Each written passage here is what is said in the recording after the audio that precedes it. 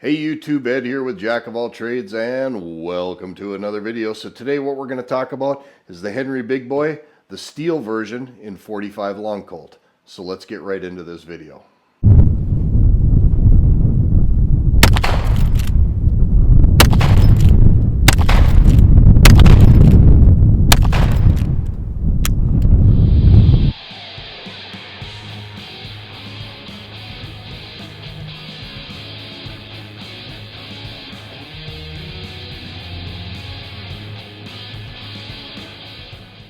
And welcome back. So yes, today we're going to talk about my brand new Henry Big Boy steel rifle in 45 Long Colt. But before we do, as per the usual, I got to ask you to go down and hit that like and subscribe button. Make sure you ring that notification bell so you get notified of upcoming videos. And let me know in those comments. If you're liking these kind of videos, please let me know and I will try to do more of them. All right, I've got here is a Henry Big Boy steel rifle in 45 Long Colt. And if you've been watching my channel at all, you know I made this attempt with a Rossi rifle not too long ago, which unfortunately kind of turned out to be an epic fail. So I went ahead and I sent that rifle back, and I got this Henry instead. And we're going to talk about this rifle. Before I talk too much about the rifle, I just want to go over really briefly a bit of a history on the Henry rifle, because it's worth mentioning and it's worth talking about a little bit. So in 1860, Benjamin Tyler Henry invented what is considered to be the first practical lever-action repeating rifle. And then in 1862, that Henry rifle found its way into the hands of a lot of Union soldiers during the Civil War because of its dramatically increased rate of fire. It didn't take long for the Henry rifle to gain popularity with the military set. The Henry rifle also came very quick to the popularity of the civilian population because of the same thing. The high rate of fire, the round capacity, everything about it was just very appealing to civilians outside of the military operations. The original Henry repeating rifle was chambered in a 44 caliber rimfire cartridge and held 16 shots in the tube magazine, which made the Henry rifle a very serious force multiplier due to the reliable, accurate, and rapid firing that the rifle could produce. After the Civil War Battle of Allatoona Pass, Major William Ludlow said what saved the day for us was the fact that we had a number of Henry rifles. 16 shooters sprang to the parapets and poured out such a multiplied, rapid, and deadly fire that no men could stand in front of it, and there was no serious attempt to take the fort thereafter. It was Confederate Colonel John Mosby who said, "That damn Henry rifle is the rifle you can load on Sunday and shoot all week," referring to the high magazine capacity of the rifle.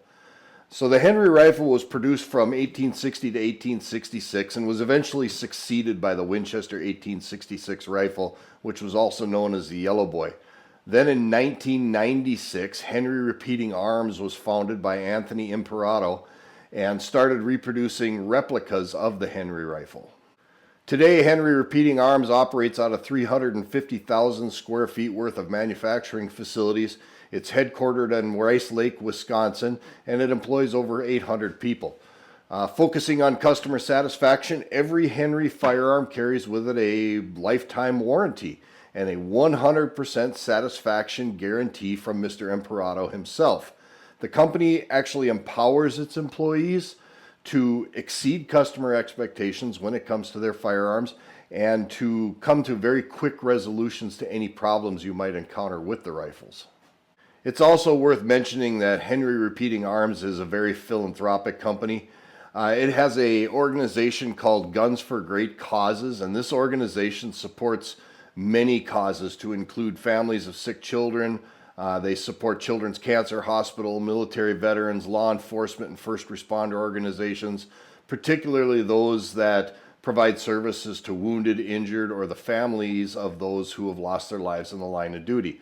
100% of the sales that comes from Guns for Great Causes is donated. And to date, according to the company website, there's been over $3.5 million donated to various causes that Guns for Great Causes supports. All right, so what I've got here is the model H012GC. It's a Henry Big Boy. It's got a steel receiver, and this one's chambered in 45 Long Colt. It holds 10 rounds, and it MSRPs on the Henry website for $1,088. Now I'm here to tell you that you can get them considerably cheaper than that if you look for them. You find them on sale. And being cheaper than 45 Long Colt, I generally find that the prices are just a little bit less by retailers because they're just not quite as popular as some of the other calibers like 357 and 44 Magnum. The 45 Colt steel version is available in a carbine. This is the 20-inch. The carbine has got a 16-inch barrel on it, and you can also get them with a large loop lever. Other 45 Colt offerings from Henry include the new original Henry, which is just like the original Henry rifle, except it's the newer version. It's made currently. You can get the Big Boy brass rifle and carbine in 45 Colt. You can get the Big Boy all-weather in 45 Colt. You can also buy the color case hardened rifle and carbine in 45 Colt. And the Big Boy X model is also available in 45 Colt. So if you're into the 45 Colt caliber, there's a whole lot of options out there from Henry to get that pistol caliber in a rifle. So let's talk some specifications on this rifle. Now this is the 20-inch barrel version rifle. You can also get the carbine version, which is 16 inches.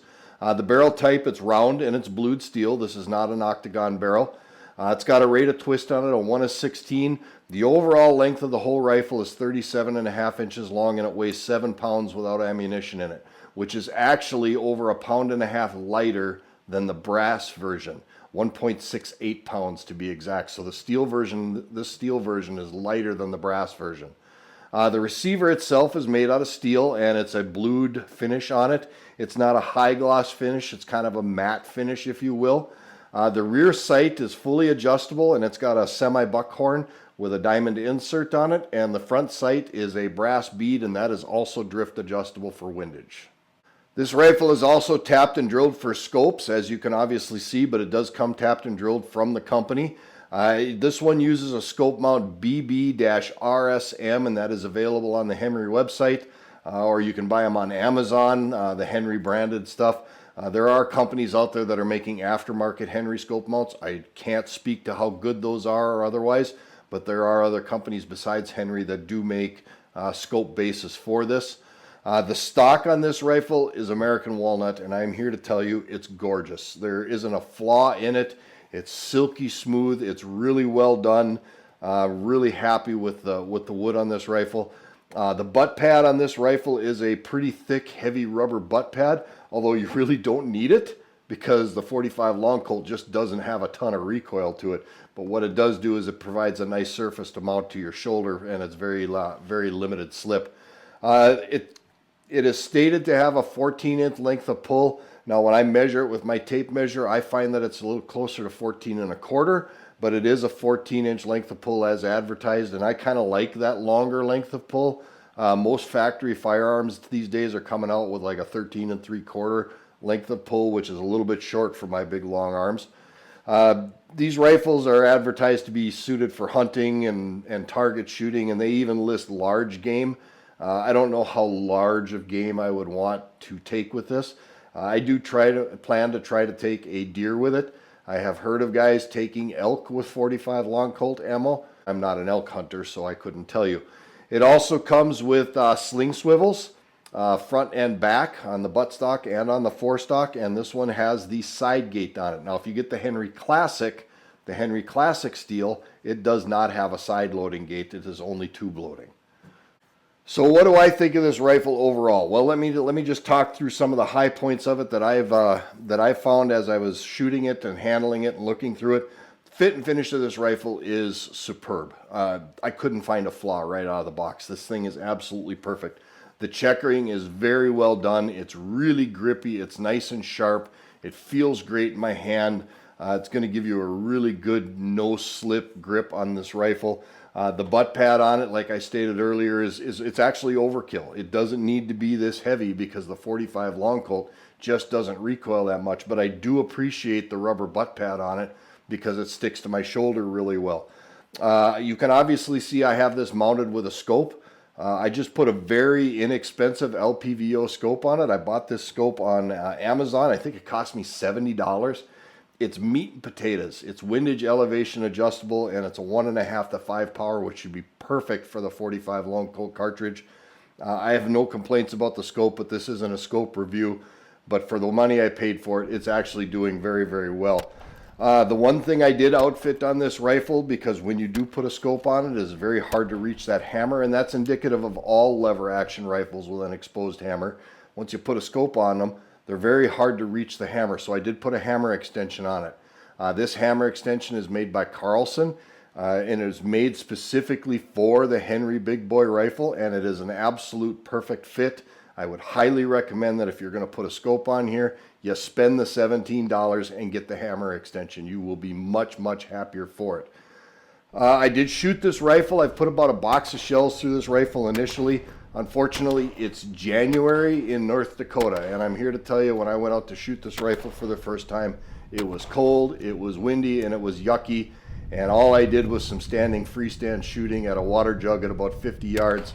But I'm here to tell you, I was hitting it, and it wasn't even an issue. And this rifle, as far as that level of accuracy is concerned, was very, very good. I haven't done any serious accuracy testing with it because it is winter.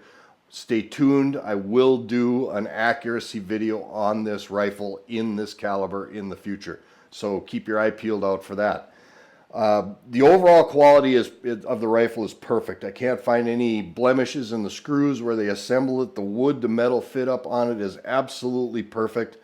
The gun itself, I'm very, very happy with. And like I said, I got this gun as a replacement for the Rossi rifle, the R92 45 long Colt that I purchased, which was kind of an epic fail.